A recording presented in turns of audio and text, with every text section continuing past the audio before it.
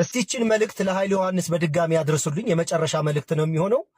በሰላም ነው የጠፋው ወንድማችን ኃይለ ዮሐንስ? አንተን የበላ ጅብ አልጮህ አለ። እንግዲህ ከዚህ በፊት ለኃይለ ዮሐንስ የውይይት ጥሪ አቅርቤለት ነበረ ከኔና ከኡስታዝ ዋሂድ ጋር እንዲነጋገር።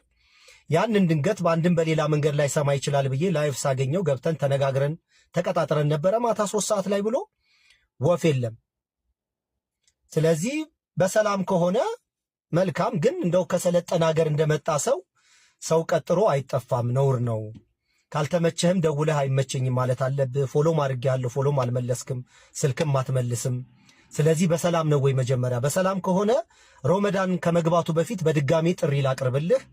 በላይፍ ካልፈለክ ያችኗን በቀደም እንዳልኩ 10% በአካል ተገናኝተን ማውራት እንችላለን። እንግዲህ በሰዎች ላይ መፈለግን መሻትን የሚጨምር ፈጣሪ ነው ብዬ አምናለሁ። ይህንን ፕሪቪሌጅ አታበላሽ። እንግዲህ ይህ ደግሞ አላህ እድሜ ጤናና ከሰጠን ከሮመዳን በኋላ እንገናኛለን ኢንሻአላህ። ግን የምጠረጥረው ነገር አለ። በመካከል ያንተ ጓደኛ የሆኑ የኔ ጓደኞች አሉ። እነዛ ሰዎች ምናልባች አግኝተው ስለኔ አንዳንድ ነገር ነግረው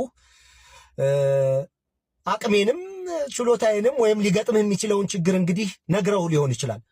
እሱ እንዲያውም ለውይይት ይጠቅምሃል እንጂ እንድትሸሽ አያደርግህም። በተለይ 1 3 4 ሰዎች የምጠረጥራቸው ሰዎች አሉ። ይቅርብህ ሊሉ ይችላሉ። ግን አንተ በራስ መተማመን የለህም ወይ? እኔ በማራምደው ነገር በማወራ ሐሳብ ከፍተኛ የሆነ ራስ መተማመን አለብኝ። ለዚህ ነው ኮራ ብዬ የማወራው።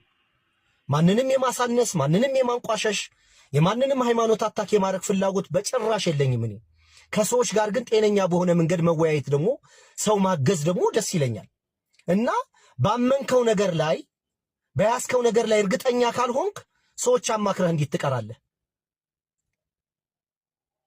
በያዝነው ነገር ላይ